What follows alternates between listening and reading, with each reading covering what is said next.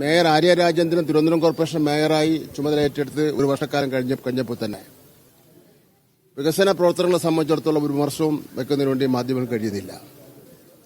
ഇന്ത്യയിൽ തന്നെ നിരവധി കാര്യങ്ങൾക്ക്, നിരവധി വികസന പ്രവർത്തനങ്ങൾക്ക് ദേശീയ സാർവദേശീയ അവാർഡുകൾ വാങ്ങിയ കോർപ്പറേഷനാണ് തിരുവനന്തപുരം കോർപ്പറേഷൻ എന്ന് പറയുന്നത്. കോർപ്പറേഷന്റെ പ്രവർത്തനത്തിന് എല്ലാ നിലയിലും തടസ്സപ്പെടുത്തുന്നതിന് വേണ്ടിയുള്ള പരിശ്രമം ബിജെപിയും കോൺഗ്രസും കൂടെ ചേർന്നുകൊണ്ട് നടത്തിക്കൊണ്ടിരിക്കുകയാണ്. അതിനെ പ്രത്യക്ഷമായും പരോക്ഷമായും ശക്തമായി തന്നെ പിന്തുണയ്ക്കാൻ വേണ്ടി ഒരു കൂട്ടം മാധ്യമങ്ങളും രംഗത്തിറങ്ങിയിരിക്കുകയാണ്.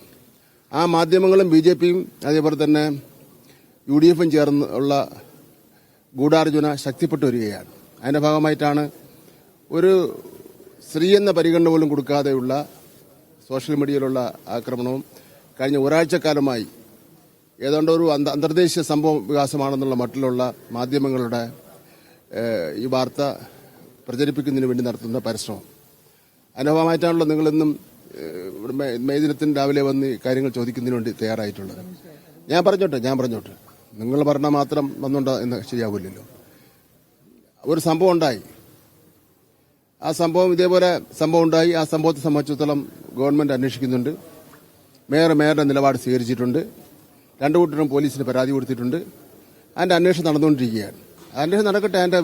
അന്വേഷണം നടന്ന് അതിന്റെ സത്യാവസ്ഥ പുറത്തു വന്നോട്ടെ. അതിനിടയിൽ ഈ നിലയിലുള്ള ആക്രമണം നടത്തുന്നതിന് വേണ്ടിയുള്ള ഒരു പ്രശ്നം ഉണ്ടായിട്ടില്ലല്ലോ.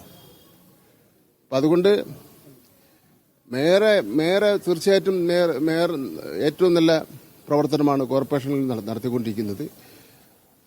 അവർക്കെതിരായിട്ട് ഇങ്ങനെ ഈ രൂപത്തിലുള്ള ആക്രമണം നടത്തുന്നതിനോട് ഒട്ടും യോജിക്കുന്നതിന് വേണ്ടി കഴിയില്ല.